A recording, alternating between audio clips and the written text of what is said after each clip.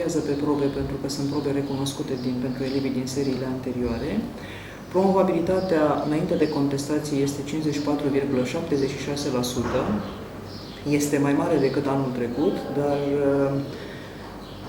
poate ar fi putut fi mai mare de atât. Promovabilitatea pe cele 3 forme de învățământ este diferită, în sensul că învățământul de zi are un procent de aproape 57%, în timp ce frecvența redusă 13%, seral 8%.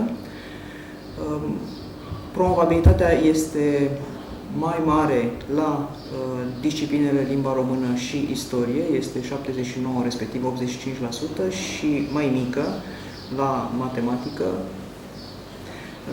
Mai mică la matematică pentru învățământul seral și fără frecvență, mai mare pentru învățământul de zi. Există licee cu probabilitate foarte bună și nu este niciun fel de surpriză, bănuiesc, liceele teoretice Ovidius, Liceul Teoretic Ovidius, Colegiul Național Mircea cel Bătrân, Liceul Teoretic Traian sunt în topul acestui clasament. Din păcate există și licee cu probabilitate 0. Liceele deja se cunosc, Liceul Radu Plișcu Dobromir, Liceul Tehnologic Crucea, Liceul Tehnologic Ciobanu, Liceul Tehnologic Mihai Viteazu și IC Brătianu din Comuna Nicolae Bălcescu. Aceste licee au avut candidați puțini, aș spune. Liceul Crucea este pentru prima dată, are absolvenți de clasa 12-a, e pe prima promoție și pentru prima dată au dat bacalaureatul, din păcate, cu rezultatele pe care le-am spus. Tot din păcate avem și un număr de 23 de elevi eliminați, 7 în timpul probelor pentru posesie în sala de examen de materiale interzise, cum ar fi telefoane, fițuici, ciorne, care nu le aparțin, 16 eliminați în centrul de examen după vizionarea înregistrărilor și constatarea unor fapte care contravin metodologiei în sălile de examen la Liceul Tehnologic Axiopolis din Cernavodă, centrul de examen Axiopolis Cernavodă. Astăzi așteptăm rezultatele finale. În urma contestațiilor am avut 2052 de contestații care au fost transmise spre evaluare conform metodologiei în centrul zonal de evaluare stabilit de Ministerul Educației Naționale. Așteptăm rezultatele finale, vom vedea. Cele mai multe contestații la limba română, aproape 900, ca de obicei. Când vor mai putea susține acum elevii eliminați examenul de bacalaureat? Conform metodologiei, eliminarea din această sesiune presupune următoarele 2 sesiuni, interdicția dreptului de a se înscrie. Deci, practic, acești elevi vor putea să se prezinte abia anul viitor, în sesiunea de toamnă. Până atunci se vor mai face meditații pe timpul verii. Știu că în anii precedenți, cel puțin acum 2 ani, au fost meditații pentru acești elevi, gratuite.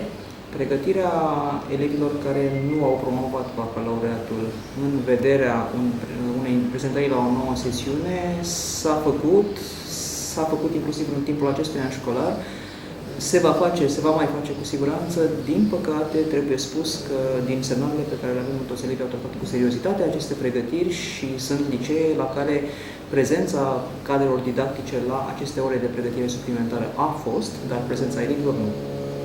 Deci nu a fost un feedback. Am spus, din păcate, sunt semnale și așa și așa. Există situații în care ceva s-a văzut. Aș da exemplu a 2 licee care anul trecut au fost pe lista probabilitate 0, liceul din Cumpăna și liceul din Deleni, care anul acesta au depășit, nu au ajuns la un procent extraordinar, dar oricum nu mai au probabilitate 0. Acolo s-a văzut cât de cât faptul că elevii și-au dat mai mult interesul față de cei de absolvenții de anul trecut. Acum, sunt de fapt 3 factori care trebuie să conlucreze pentru ca rezultatele să fie cum am vrea să fie. Școala, dar și familia și societatea în general. Familia, copiii, toți trebuie să vrem același lucru. Din păcate, nu e neapărat cazul.